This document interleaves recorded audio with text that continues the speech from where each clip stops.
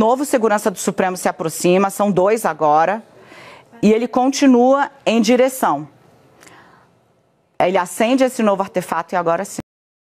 Eu quero lamentar essa mediocridade das pessoas que, por questões ideológicas, querem banalizar, dizendo o absurdo que foi, por exemplo, um mero suicídio. Não, a nossa polícia judicial evitou que ele entrasse aqui para explodir. E na hora que ele seria preso, aí ele se explodiu. Deixa eu só explicar uma situação para vocês. Primeiro, que louco, maluco, mau caráter, vagabundo tem para qualquer lado. Já estão querendo colocar, vincular ele com o Bolsonaro, falando que foi filiado no PL. Ele foi filiado no PL em 2020, o Bolsonaro nem estava no PL. Tem prints e conversa dele falando mal tanto do Bolsonaro e tanto do Lula. Já começou o mau caratismo e a covardia. Na noite de quarta-feira, 13 de novembro de 2024, ocorreram explosões nas proximidades do Supremo Tribunal Federal, em Brasília. O autor do ataque, identificado como Francisco Vanderlei Luiz, morreu na explosão. A Polícia Federal classificou o incidente como uma tentativa de assassinar ministros do STF. O JV de hoje vai falar de uma grande polêmica. Pois é, esse vídeo é muito polêmico e você precisa assistir ele comigo. População brasileira, sobre o que aconteceu aqui em Brasília, presta atenção nesse vídeo aqui, olha aí. Muito lá na capital federal, a gente vê ali o homem se aproximando, olha só, aparentemente até com um guarda-chuva, ele vai caminhando. Ele chega pela lateral do prédio do Supremo Tribunal Federal. Olha só, dá pra ver ele ali, no momento em que ele coloca a mochila no chão, começa a mexer na mochila. Ali um segurança, um agente se aproxima, tenta conversar com o homem que arremessa o primeiro dispositivo. Aí a imagem é acelerada pra gente acompanhar a sequência dos fatos. E mais um dispositivo é quando ele pega um desses explosivos junto ao corpo e também explode. Vamos lá, quero explicar para vocês aqui, pode parar aqui. Deixa eu só explicar uma situação para vocês. Primeiro, que louco, maluco, mau caráter, vagabundo tem para qualquer lado. Já estão querendo colocar, vincular ele com o Bolsonaro, falando que foi filiado no PL. Ele foi filiado no PL em 2020, o Bolsonaro nem estava no PL. Tem prints e conversa dele falando mal tanto do Bolsonaro e tanto do Lula. Já começou o mau caratismo e a covardia. Sobre a questão do vídeo, eu queria falar para vocês o seguinte. Vocês prestaram atenção que ele estava com um guarda-chuva, um cara que é um homem-bomba, que queria se explodir, está preocupado em não pegar chuva e não se molhar? Por que eu tô falando isso? Vocês perceberam que tá com a bomba e depois ele cai no chão e a bomba pega e explode nele? O que pode ter acontecido também, como seguranças estão em legítima defesa, pode ter atirado nele. Vamos aguardar pra gente saber, porque é bem claro ali que ele tá com a bomba, depois ele sai e cai no chão. A hora que cai no chão, a bomba explode nele. Pode ter acontecido isso. E o segurança tá certo. Tá certo. E outra coisa, ele morreu. Não tem como eu poder esclarecer, né? Se ele tivesse vivo, eu já falo para vocês aqui, devia poder ser na cadeia. Isso aqui é louco, maluco, mau caráter, o que seja. E graças a Deus que não prejudicou ninguém, que foi só ele. Imagina se tivesse acontecido uma tragédia ali. Tivesse matado mais pessoas. Mas sabe por que eu tô falando isso? Porque começou a hipocrisia de querer vincular ele ao Bolsonaro. À direita. É isso que está acontecendo. Sabe por que eu vou falar isso? Porque agora a gente precisa mobilizar, porque eles vão fazer de tudo. Para quê? A gente está lutando aqui pela anistia. Já começou, inclusive o Felipe Neto. Foi o primeiro a publicar já falando, não queremos anistia. Então vai fazer de tudo para prejudicar os inocentes que não tem nada a ver com esse maluco aqui. Agora mostra o vídeo do ministro Alexandre de Moraes. Olha isso aqui. Olha isso aqui. Mas o que ocorreu ontem não é a narrativa. É um fato isolado do contexto. Queira Deus e a Polícia Federal vai analisar e os autos já estão com o presidente do Supremo Tribunal Federal, o ministro Barroso, para analisar, a presidência que analisa eventual prevenção em relação às demais investigações já em curso, mas, como eu disse, queira Deus que seja um ato isolado, esse ato, mas no contexto, é um contexto que se iniciou lá atrás, quando o gabinete do ódio, o famoso gabinete do ódio, começou a destilar discurso de ódio contra as instituições, contra o Supremo Tribunal Federal principalmente, contra a autonomia do Judiciário, contra o Supremo Tribunal Federal não só como instituição, mas contra as pessoas, os ministros do Supremo Tribunal Federal e as famílias, os familiares de cada um dos ministros. E isso foi se avolumando sob o falso manto de uma criminosa utilização da liberdade de expressão, ofender, ameaçar, coagir, em lugar do mundo, nenhum lugar do mundo, isso é liberdade de expressão, isso é crime. Isso foi se agigantando e isso resultou, a partir da tentativa de descrédito das instituições, isso resultou no 8 de janeiro. E o 8 de janeiro, o que ocorreu, o que vem sendo investigado, o que vem sendo denunciado, o Ministério Público já ofereceu mais de 1.600 denúncias. Mas é isso aí, pessoal, só para vocês entenderem, já está fazendo, pode parar, ele já está fazendo narrativa para poder falar que não tem anistia. Então o que a gente precisa fazer aqui, eu como parlamentar, os outros deputados federais, senadores, é começar a mobilizar para quebrar essa narrativa aqui. Porque já reparou que ele também, ele já investiga, ele já julga, já falando que não pode ter sido um fato isolado. Não. Pode sim ter sido um fato isolado, sim. Querer vincular isso com a questão, né, dos patriotas que estão presos pela questão do dia 8, que tem muitos patriotas inocentes. Então já começou a mobilização deles. Então a gente precisa fazer a mobilização de cá, é o que eu estou fazendo aqui, viu? Vamos para cima, tamo junto. Esta pessoa acendeu mais um artefato, se deitou sobre ele e houve uma segunda explosão, causando-lhe morte imediata. Depois disso, a Polícia Judicial fez o primeiro isolamento do local. O episódio mostra o nível de periculosidade das pessoas com as quais estamos lidando.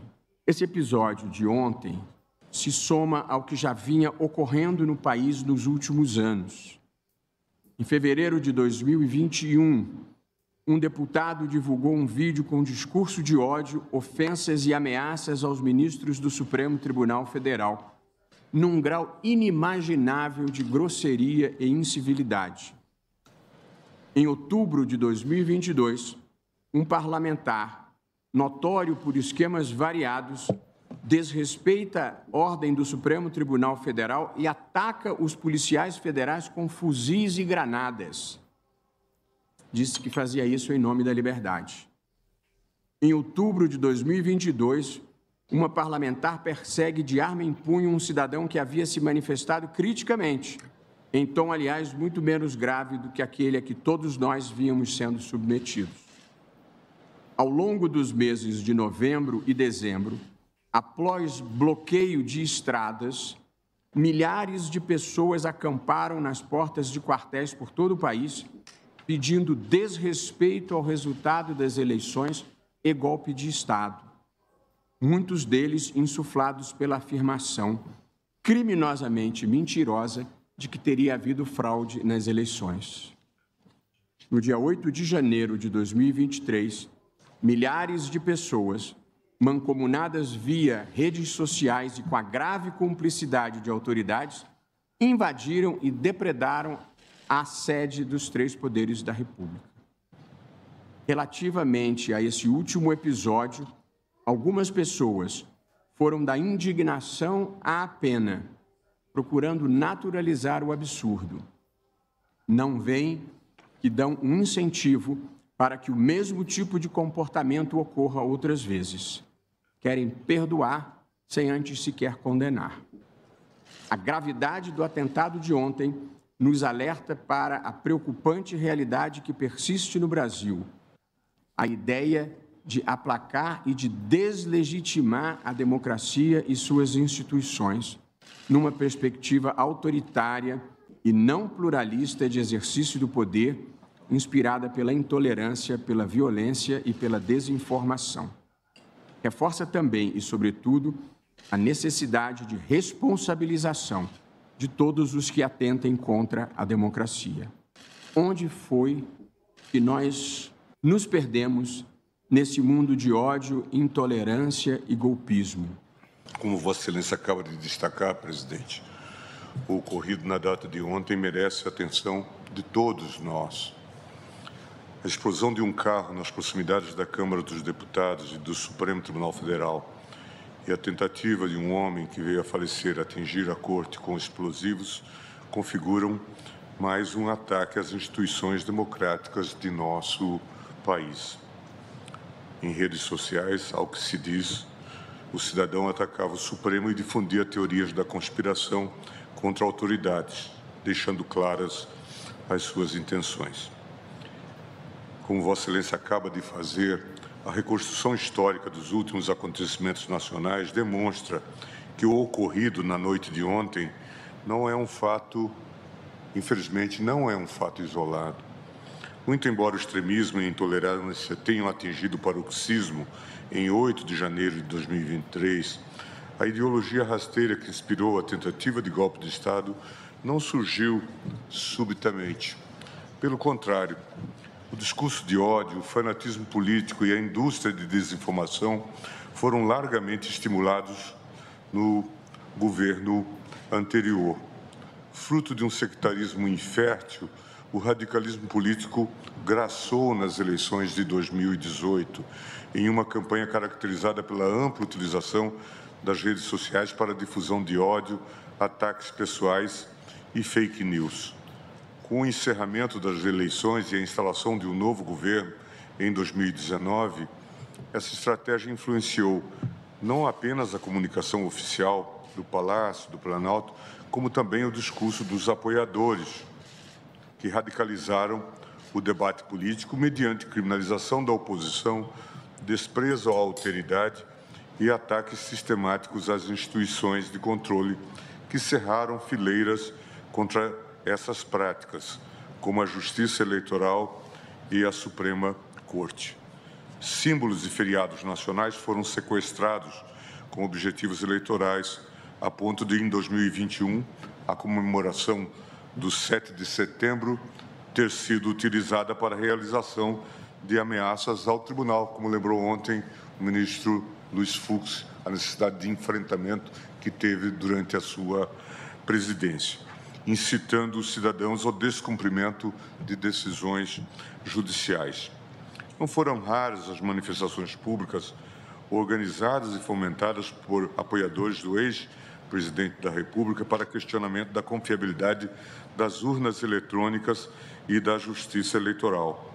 Um movimento que escalonou progressivamente, conforme as pesquisas de opinião apontavam chances concretas de vitória eleitoral do candidato de oposição. Entre nós, as investidas contra a democracia têm ocorrido explicitamente à luz do dia, sem cerimônia nem pudor. Condutas como as de ontem juntam-se a diversas outras já vivenciadas, como o disparo de fogos de artifício em direção ao tribunal, evento ocorrido ainda em 2020. O desfile de tanques no dia 7 de setembro. Pessoas inconformadas com o resultado eleitoral, acampadas em frente ao quartel-general do Exército e as inúmeras manifestações com líderes políticos e cidadãos levantando faixas e pedindo intervenção militar. Somo aqui também parabenizando a nossa Polícia Judicial, nossa corajosa e competente Polícia Judicial, a segurança que atuou ontem. Também, presidente, faço questão de parabenizar o trabalho conjunto que foi feito pela Polícia Federal, Polícia Civil do DF e a Polícia Militar. É um trabalho rápido e importantíssimo. E não poderia deixar, presidente, de lamentar a mediocridade de várias pessoas que continuam querendo banalizar um gravíssimo ato terrorista no mundo todo. Alguém que coloca na cintura artefatos para explodir pessoas é considerado um terrorista. Então, eu quero lamentar essa mediocridade das pessoas que, por questões ideológicas, querem banalizar, dizendo o absurdo que foi, por exemplo, um mero suicídio. Não, a nossa Polícia Judicial evitou que ele entrasse aqui para explodir. E na hora que ele seria preso, aí ele se explodiu. Lamentar essa mediocridade que também normaliza ou pretende normalizar É um contínuo ataque às instituições. Essas pessoas, presidente, não são só negacionistas na área da saúde, são negacionistas do Estado de Direito e devem ser responsabilizadas e serão responsabilizadas.